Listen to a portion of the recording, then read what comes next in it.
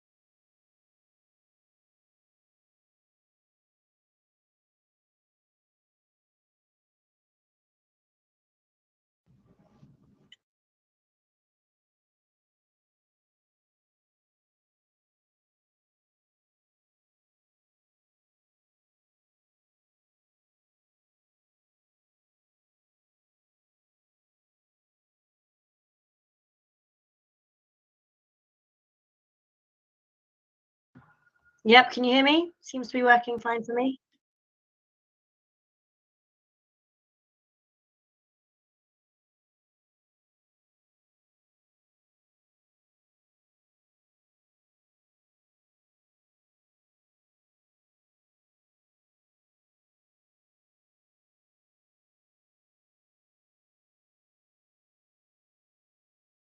Yeah, I mean, yeah, I joined via desktop. I normally join via desktop every single time. It was just last week that it wouldn't work. And I wasted an hour trying to make it work. Yeah, I always join via desktop, never via the phone.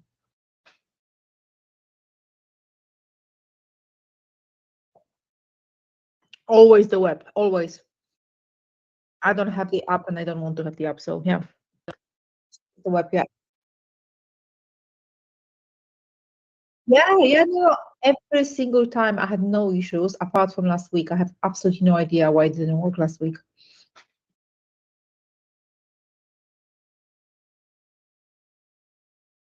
Chrome. Chrome, always Chrome, yeah. I know. It's just very strange. I have no clue what happened. Yeah, exactly. It's working today.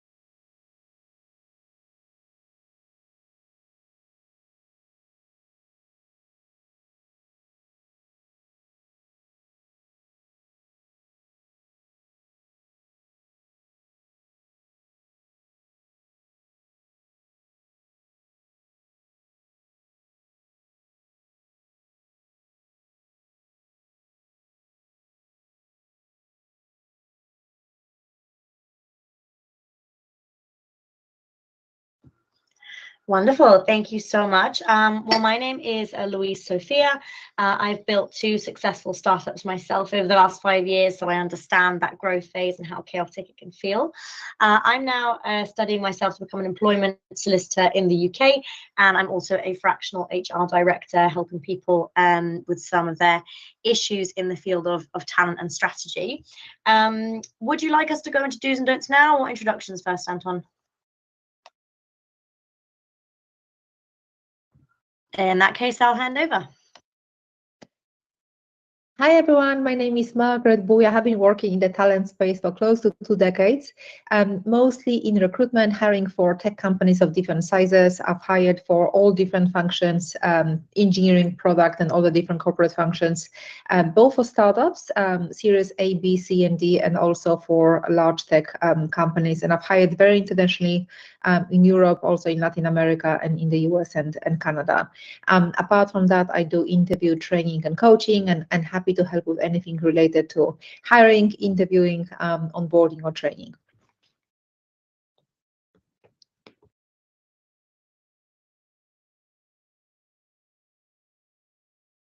Oh, hi there. Sorry, I'm Benjamin Black. I'm an HR guy with about 20 years experience with businesses of all sizes. I advise on all matters around setting up a business, securing the right talent, making sure you are legally compliant. And I also specialize in making sure you have a culture in your workplace that means people feel that they're being treated with respect.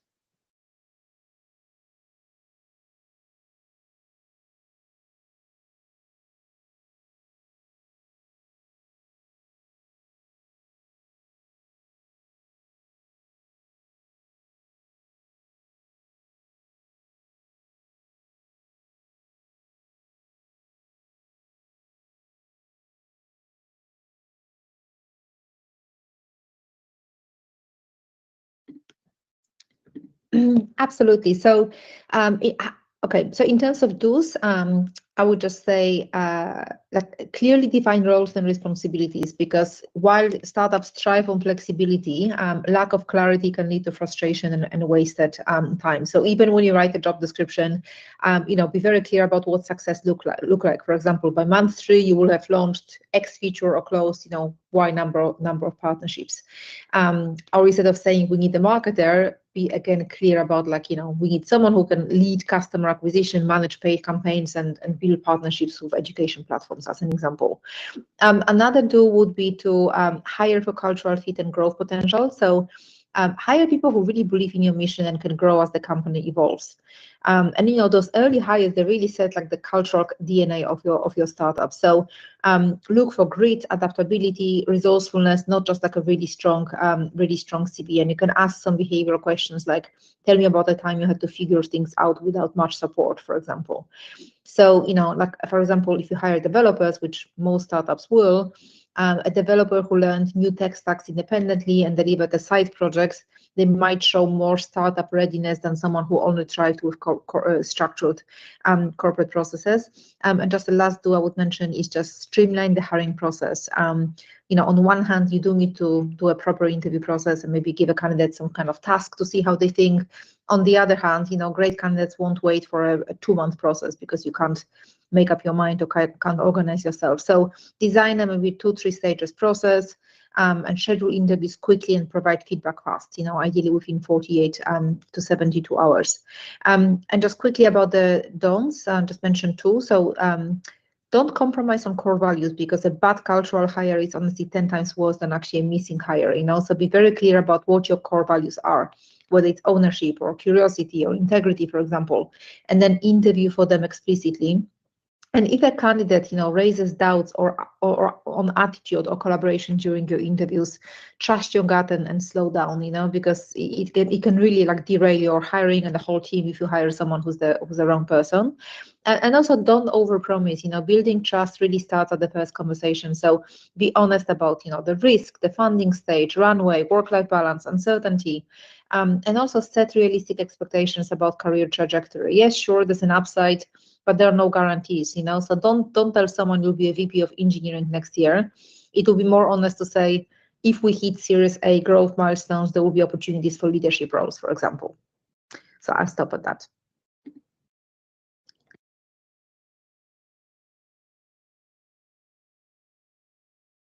Hi there. Sorry, I'm having issues with the Windows on my phone, so it keeps lagging. What in terms of do's, take advice, listen to people, and distill it. Don't just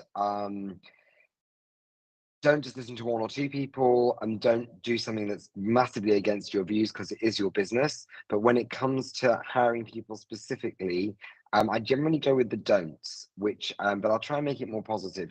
Do focus on what someone can bring and their skills. Do focus on what you want for them in the immediacy because you don't know how it's going to be. And I think, yeah, you can't make a promise to somebody about what's going to happen in 2 years. So what do you need now? And the people you need now may not be the people you need in 2 years down the line. And I think it's important to be realistic about that. Don't hire friends and family because they're there. If you've got friends and family who are really ticking the boxes and are going to do a good job and have skills and qualified, then great. If you trust them, amazing. But don't just bring friends and family into the business because you want to be nice to them, because it will end in disaster. So focus on the skills you need. The other thing I would say, it's a do and a don't. It's be confident in your own abilities, but don't think you know it all. I've seen quite a lot of situations where founders really argue and people they've employed as experts leave because the founder thinks they know it all because they're the boss. And I think it's important to have some humility and realize that you don't know everything. You might have a great idea, you might have the passion for it, but you might not really have a clue what you're doing. And it's okay to admit that. Make the most of the expertise you have around you.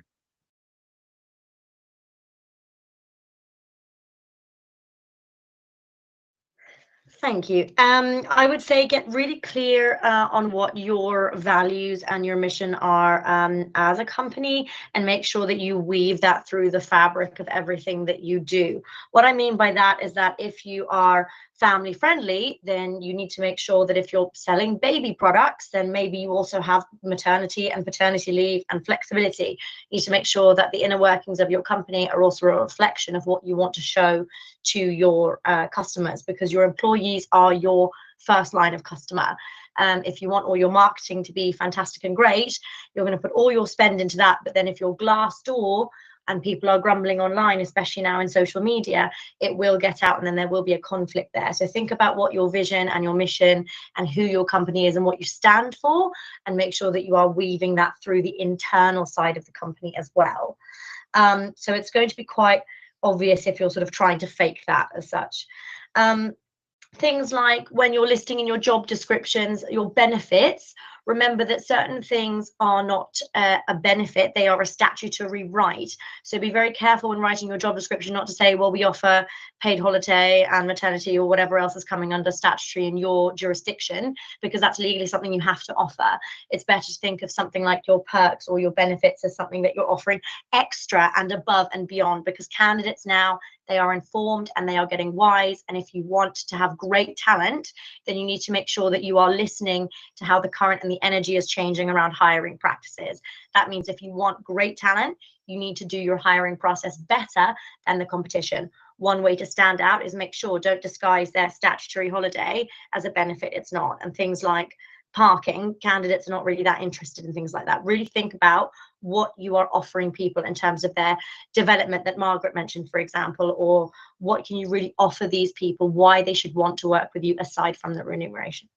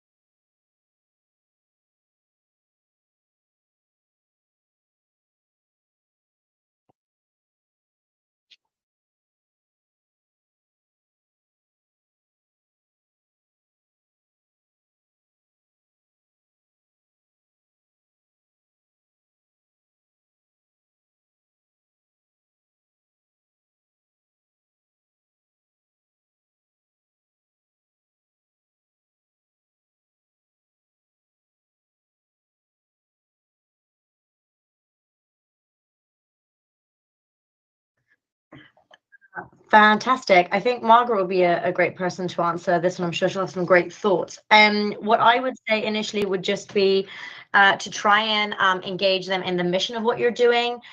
So that means you really want to make sure that you're looking for somebody who is excited by the purpose, where they really want to solve that real world problem, and maybe they're not as focused on the salary necessary. There may be some options where you could focus more on the package, having flexibility, remote and hybrid options, which is also very useful if they're in that kind of rural environment. And maybe you might want to consider kind of equity. Is that going to be an option that maybe they can be tied to seeing that growth pattern? I'll hand over to the other panelists. Hi there. I'm not an expert on agri-tech, but what I can say from doing a lot of work with nonprofits is it's about making sure that they buy into the mission and they feel empowered. So if you need a specific skill set, great. You might be able to offer them equity. You don't know if that's going to pan out into anything. But I think appealing to people who really buy into the mission is important. And the way I would say to do that is to give people, maybe on top of their day jobs, a little bit of additional responsibility. It might be that they're empowered to go to events and look at opportunities for innovation and collaboration. It might be that they get a special project which they can pursue in the field, which you can sponsor. Obviously, it goes without saying that you need to keep them engaged and keep them on the page of what the organization is achieving, so they're not just going to be stuck doing their job and not understanding how they're contributing.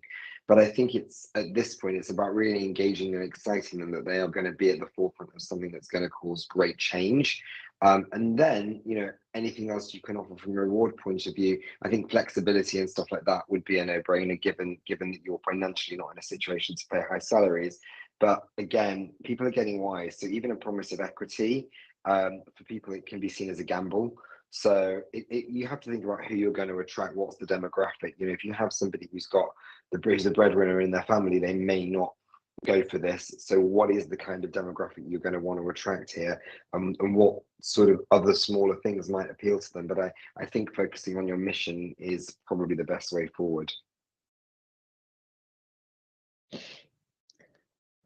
Yeah, no, I agree with what others say, that focusing on the mission would be important here. I think you want to sell it as you inviting candidates to join early, help shape the product, grow with the company, not just take the job. But as you said, like if someone is the main breadwinner, that's not going to be an attractive proposition for them. So you really need to decide like who is it that you want to attract. I think beyond potential equity, which of course, it can be a gamble.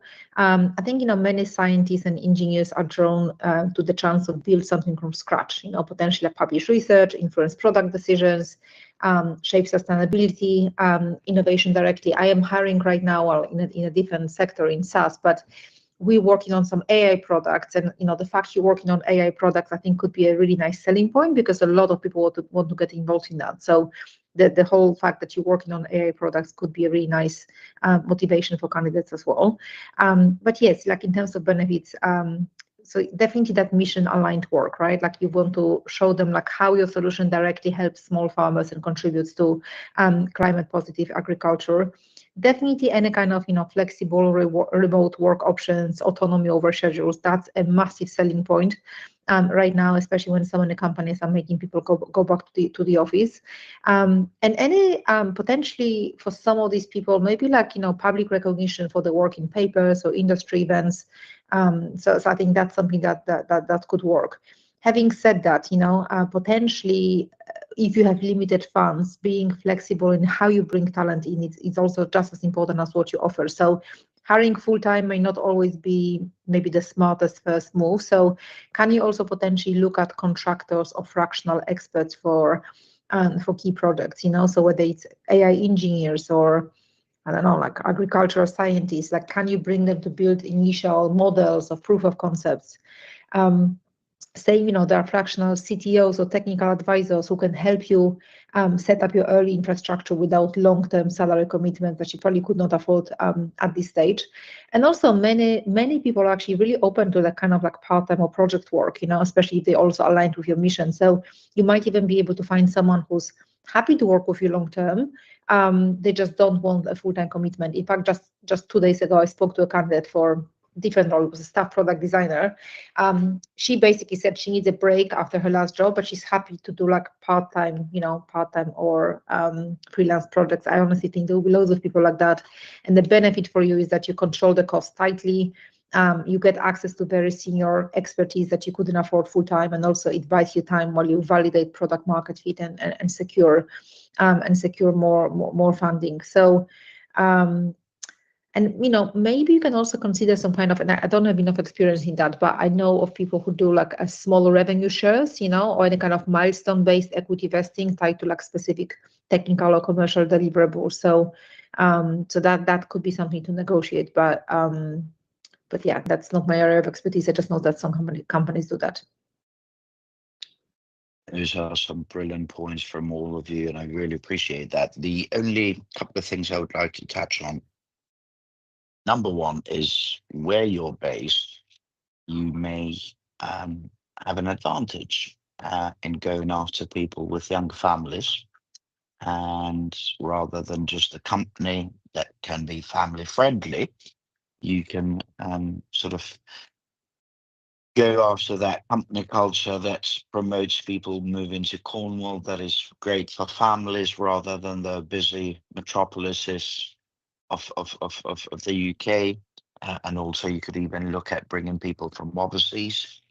But I would definitely focus on that kind of area of bringing people that want to raise a family and they want to move away from big cities. That's one. On the other hand, there was talk here about equity. Yes, there are quite a few people out there who see equity as a gamble. Now, we all need to put food on the table, but maybe you can find a happy medium, because at the end of the day, a company like yours, my assumption would be that you definitely maybe going down the route of looking for some kind of fundraising, whether it's a loan or a investment. And if you can't convince somebody to join you for a lower salary and some equity, then I can guarantee you're going to have some serious trouble convincing somebody to part with millions or however much money you'll need tomorrow. So this is, and at the end of the day, not everybody out there is the right person to start working for you and with you. So try and bear that in mind. But definitely have things in place. Perhaps you release more equity depending on people's performance. You definitely need to have something called Cliff Invest, so that if, let's say, I work for you, I'll need to be working for at least a year to merit any equity. And then every year for 4 years, I get 25% of that initial agreement. And that kind of stuff, basically. But on the primary goal here would be to sell something that people do not get where they are. I think that is your probably best advantage. Right here, we now have 28 minutes to go. I think we've got time for a few more questions. Just a quick reminder, for those of you that are on the live streams, please remember we are unable to monitor your questions live.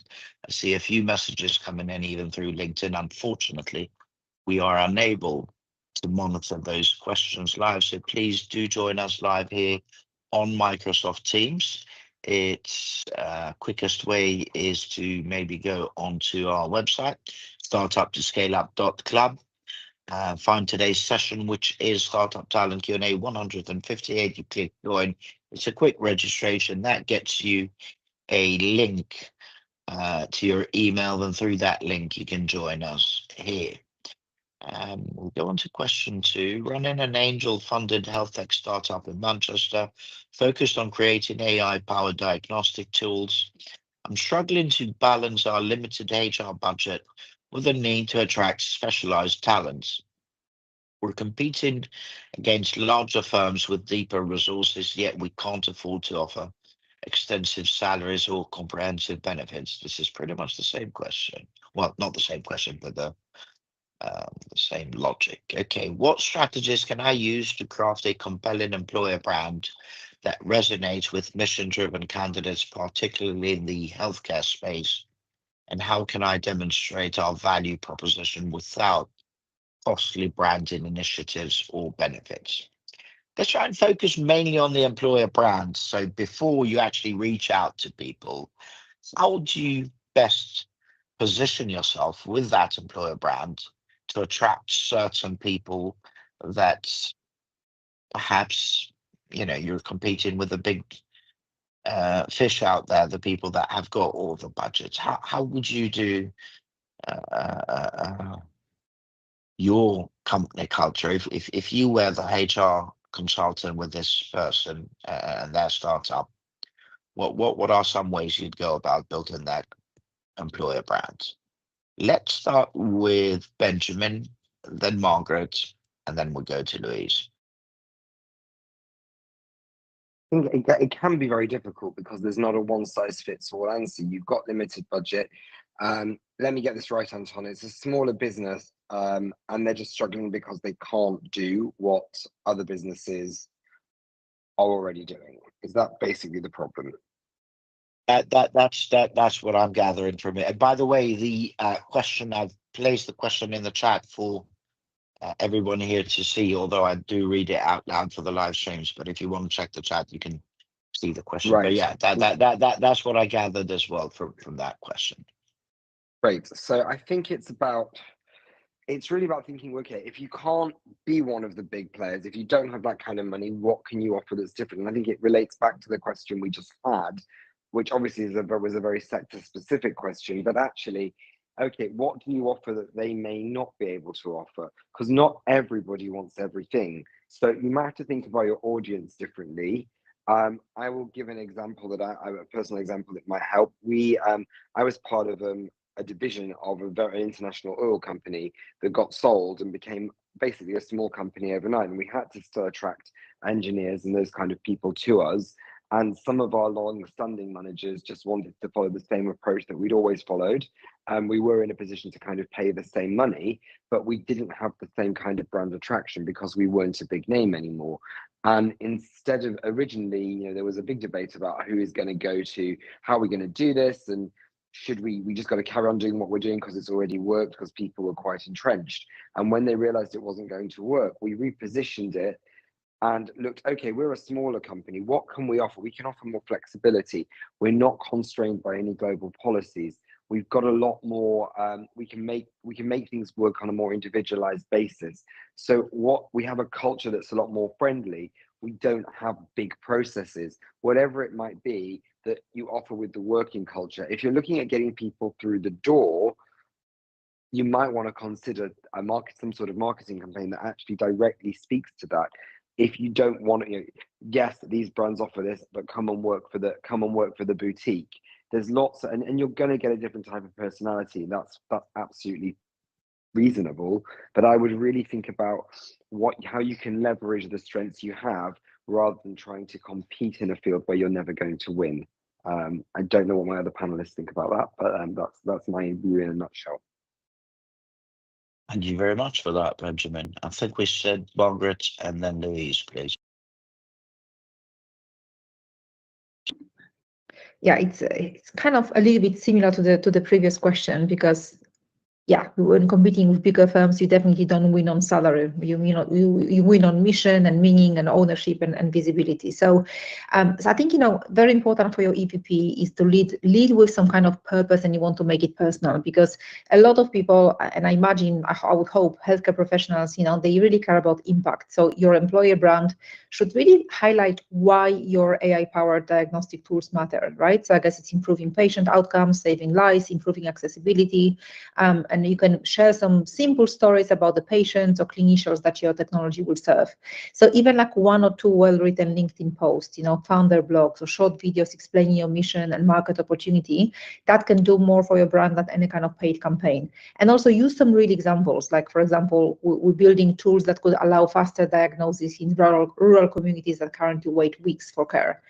And again, similar to the previous question, like, you want to highlight ownership and I guess, career-defining opportunities, because in a startup, candidates often get to do things that they would absolutely never do in a large organization, which is shape strategy, or own major components of the product and like lead technical innovation. So, in fact, I have a role right now of using a very similar wording, but it's like frame your messaging around that you won't just contribute, you will help invent it.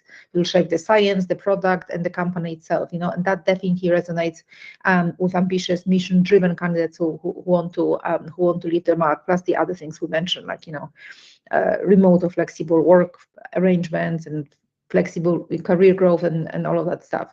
But also in terms of like really, how do you create that strong employer value proposition, especially if it's an early stage startup? So firstly, your employee value proposition is essentially, why should someone work for your startup instead of anywhere else? It's definitely not just the salary or perks, because you won't be able to compete on that, but it's the full experience that you are offering. So when you think of the components of your strong employee value proposition, think of the purpose first. Like, why does this work matter? What's the impact? How will my work make a difference? Because people want to make an influence, so you want to show them how the role will shape the product, the company direction, the user outcomes.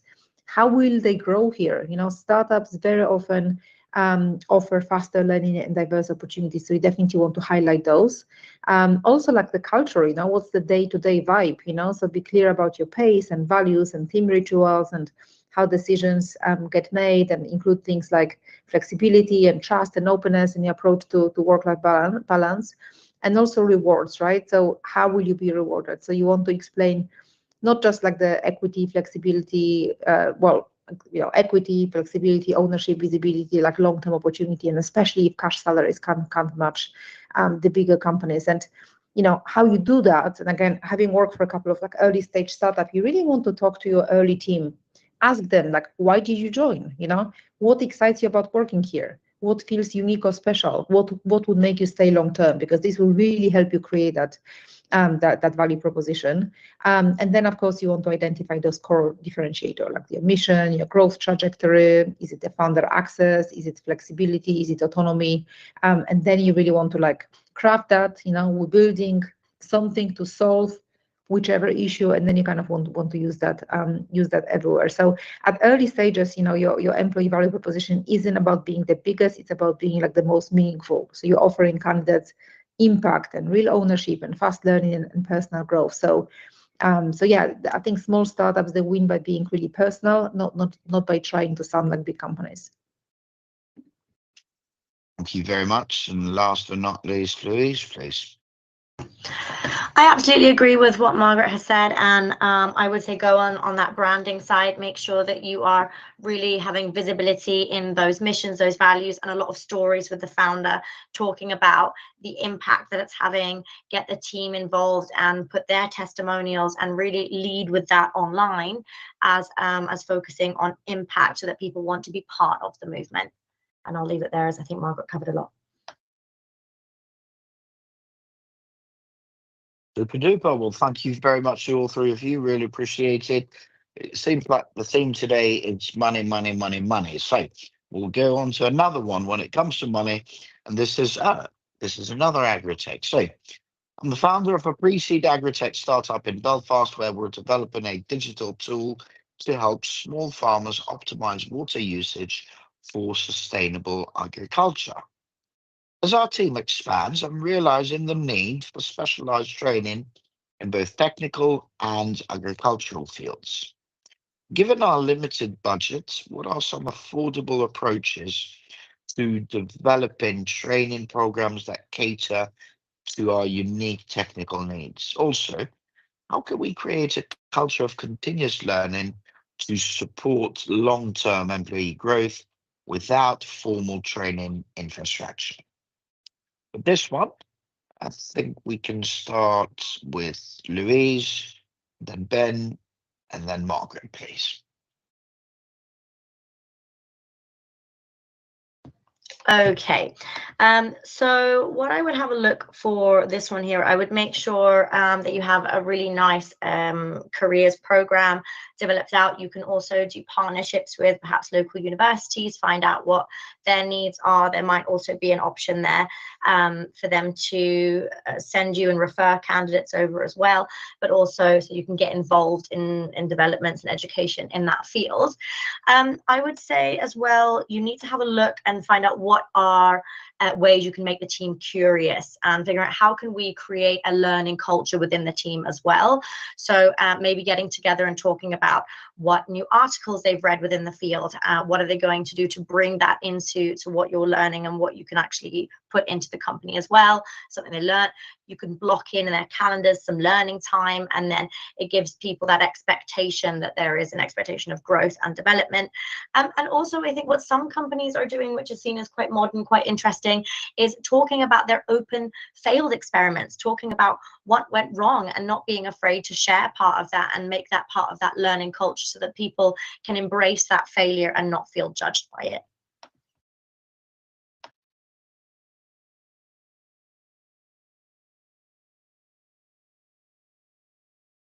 Yeah, I think I agree with all of that. I think it's about having that really strong culture. There's also an element of allowing people to pursue, if you're hiring people with, who are specialists, about allowing them to pursue interest in their field. One option, there's always conferences and events that people are desperate for people to come and speak at. So that's one thing that people can really look for, and it gives them an opportunity to go out and share it about their expertise and learn their expertise, and show their expertise for free.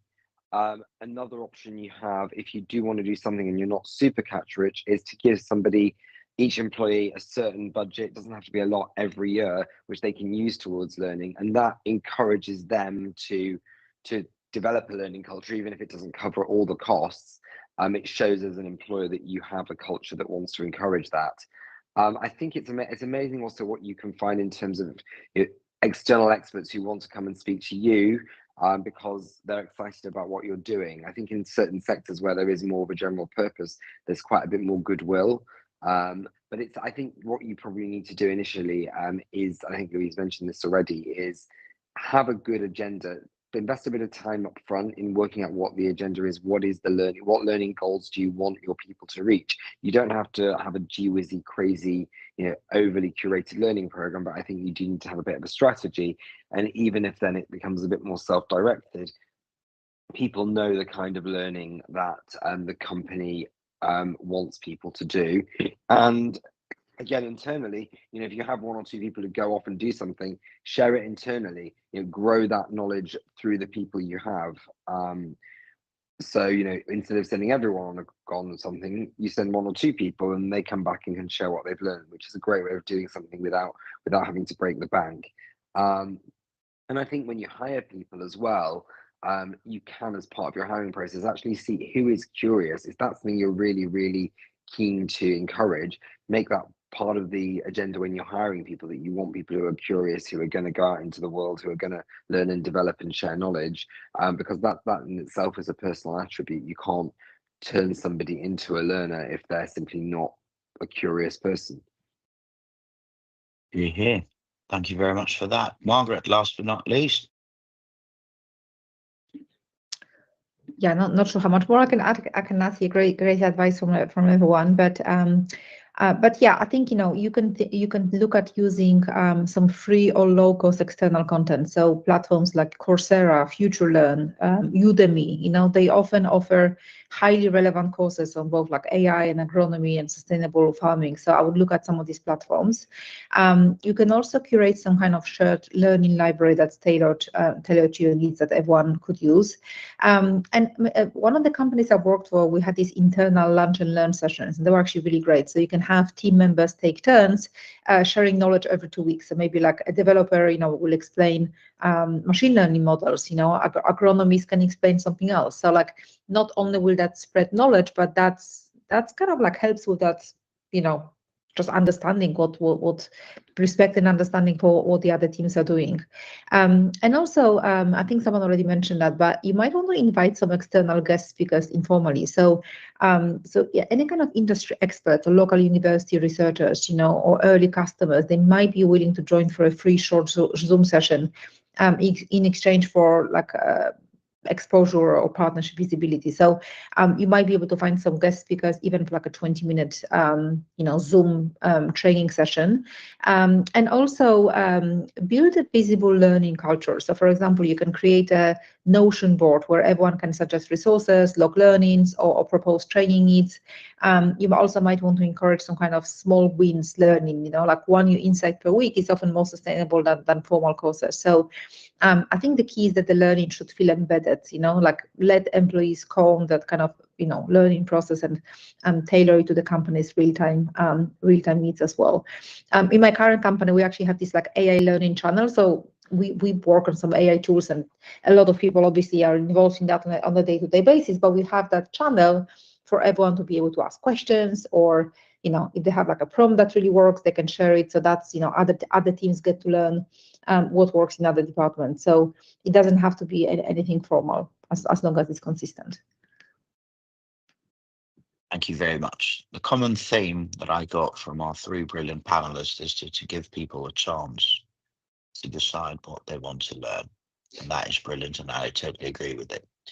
Personally, there's a couple of things that I think worth mentioning here.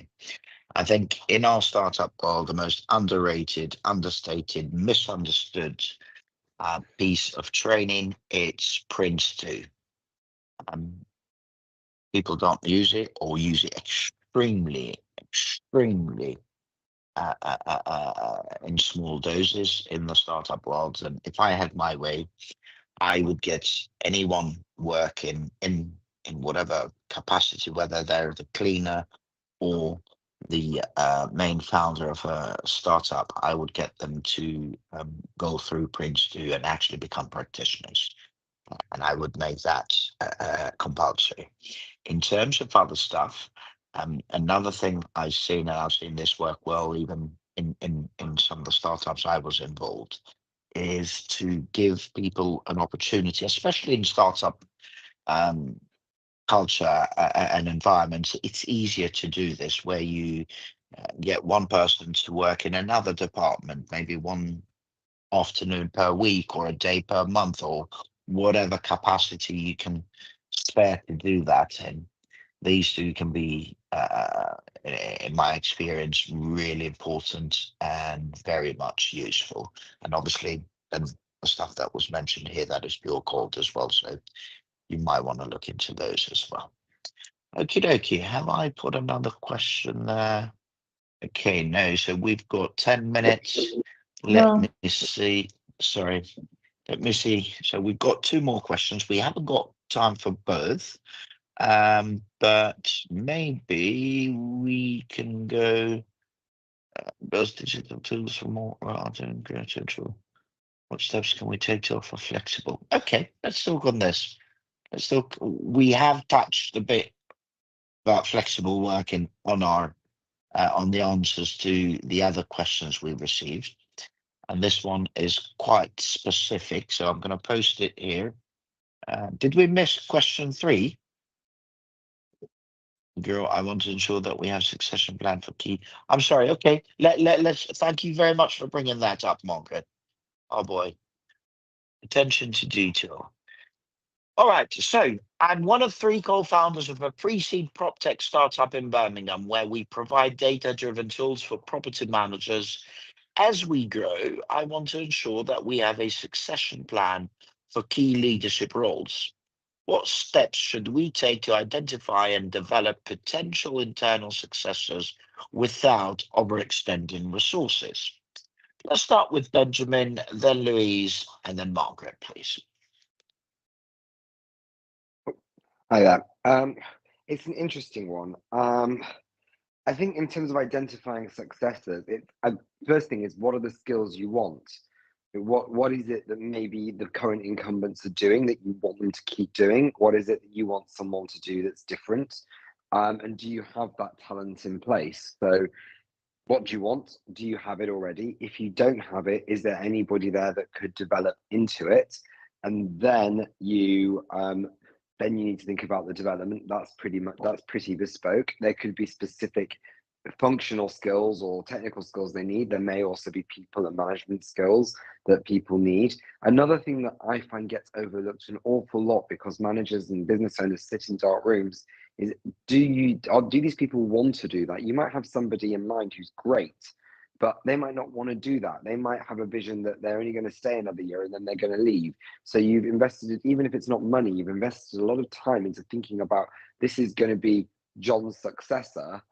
And then suddenly that person ups and leaves. I've seen it with CEOs where their successor literally lasted 3 months and got a better offer and left. And it messed the whole business up for years. So I think there's an element of collaborative conversations around succession planning. You're never going to guarantee it because people could move on, they could leave, curveballs happen. But I think it's worth thinking initially about what are the skills you want in a successor. If you've got, depending on the size of the business, there may be more than one person, or there may be a group of people that you see as general successors to a leadership, even if you haven't got exact roles for them. But I think it's about, again, you need to have a bit of flexibility in here, because as soon as you're too rigid, you will invest a lot and it will backfire. But step one, what are the skills you need? What are the gaps you have? And then who has the potential to fill them? I will hand over because I could talk on this for a very long time. Thank you, Benjamin. Louise? Wonderful, thank you. Yes, I agree with what he has said. So I would also have a look, rather than trying to think about just for the future. A lot of people make the mistake that they only want to hire when that person's actually left. They're doing the great thing by having a look now and getting some ideas about succession planning in place. In order to do that, you have to obviously know exactly what you want. But I would also have a look and think about how that might change, because sometimes those needs, what you needed, maybe could change really rapidly in growing startups. So have a look and think, if this person left, how would the business be affected? How much do we need that role? What could we do? And also just making sure that that mission keeps moving with the business. So it's not just about putting people into title roles, but really think about impact and also who's showing some of those leadership signs. And you can slowly start to introduce that with different team members and see how they handle it, because people don't always handle things necessarily how we think they will. So if you've got anybody who you think is particular potential, let them lead something, give them another project, see how that kind of feels and how that works out before you throw them in and then over promise on the expectations. Thank you. Thank you, Louise. Margaret?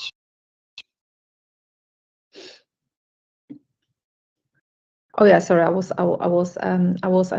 I was unmuted already. I think succession planning at the pre-seed stage is really less about formal pipelines. I mean, do we know how many people work there? I guess we don't even know that, right? So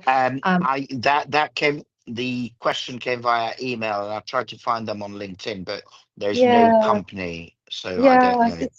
Yeah, well, I guess, any kind of smaller company, it's more about like proactively spotting leadership potential early, because I don't think they kind of really have enough people. I'd be very surprised if they already had all of these functions filled, if it's an early stage company. So I think, you want to start by mapping like which future leadership roles are likely to emerge, right? So imagine like head of product or VP of product, head of sales, CTO, you don't necessarily need formal titles now. But you just want to know like what you need, because that will help you watch for natural fits internally. And I think you also want to look at these early leadership behaviors, and it's not necessarily people who are very senior right now, but you just want to look for people who show initiative, who strong communicators, who demonstrate problem solving across departments, because very often that leadership potential surfaces organically in how people collaborate in the startup chaos. One of the startups I worked for, it was over 10 years ago at Yieldify, but it was actually, it was kind of chaotic, and there were maybe like 120 people when I joined, but some of these people, like you could really, like, even if they were not maybe that senior, you could really see that leadership potential. And I was so happy to see that many of them who were like in not very senior positions then, they have gone to like create their own companies or like become like, really senior within organizations. So definitely observe those early leadership behaviors.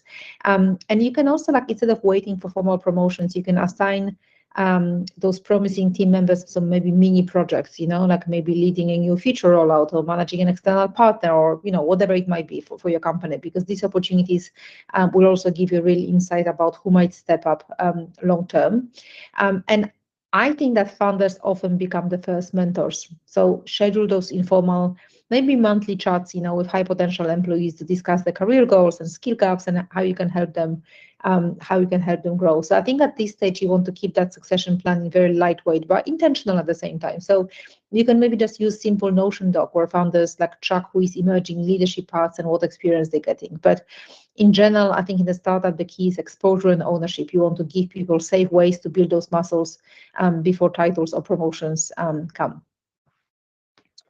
Thank you very much to all three of you people. This was absolutely brilliant. We've only got 2 minutes to go. We're not going to take another question, I think, but might be a good idea to get some parting words, if that's all right. So perhaps we can start with Louise, then Margaret, and then Benjamin, please. Wonderful, thank you. So I would just say my last thoughts would be making sure that you are considering the psychological safety of your workspace. And so often people do not leave because the money's not enough. They don't leave because of things that we think they will, but they leave because of feeling all of that pressure that we as the founders are supposed to shield them from. We want them to feel part of this journey and excited about it, and not stamp on them and take all of our pressure out on them. And so it's really important, just keep that psychological contract that we're forming with these employees and take them on the journey with us and show appreciation and support and growth. And that's the parting thought I'll leave you with. Thank you very much. Thank you very much, Louise. Margaret? I mean, just thank you everyone for joining. Some good questions today. I think as you scale your startups, remember that hiring and building teams is really about small, consistent habits, clear role definitions, honest conversations, and creating simple processes that fit your stage. And you don't necessarily need huge budgets to build strong teams, just clarity, care, and a bit of structure as you grow. Thank you very much. And last but not least, Benjamin, please. I'm just going to say, wish everyone good luck. It's a lot of work. You've got obviously several other topics that you're looking at as well as your people. And I think if you can manage to get through and try and keep a positive, safe working culture, which I think is what's been said already, that's probably the most important thing you can do. Don't beat yourself up about getting everything right first time. If you be flexible and try and be positive. I think that's really the parting words for today. Thank you very much, Benjamin. Huge thanks to all three of you. I really appreciate your time and input today. Thank you to all of you that tuned in via the live streams. Next time, try to pop into our call here on Microsoft Teams. It makes for much better conversations, and I guarantee you'll get way better answers from us because you're here and we can follow up and ask you questions on that. Just a quick reminder, we run 6 regular sessions. Monday's talent, Tuesday's product and tech, Wednesday's growth, Thursday's fundraising, second Friday of each month it's UK startup law, and third Friday of each month it's UK startup finances. They're all from 12 to 1 p.m. UK time. You can RSVP to any of them via our site startup2scaleup.club. And actually, when you're there, you might also want to join our WhatsApp community. We've got some nice groups of founders, investors, and operators. There's a WhatsApp icon at the top and bottom of the site, and you can join us through there. As far as my parting words are concerned, just remember the startup journey can be both exciting but also quite challenging. So try to have some fun in the meantime and be kind to yourself and everyone else too, for that matter. Otherwise, have a great afternoon and hopefully see you tomorrow for Startup Product and Tech Q&A. Thank you and God bless. Bye-bye for now.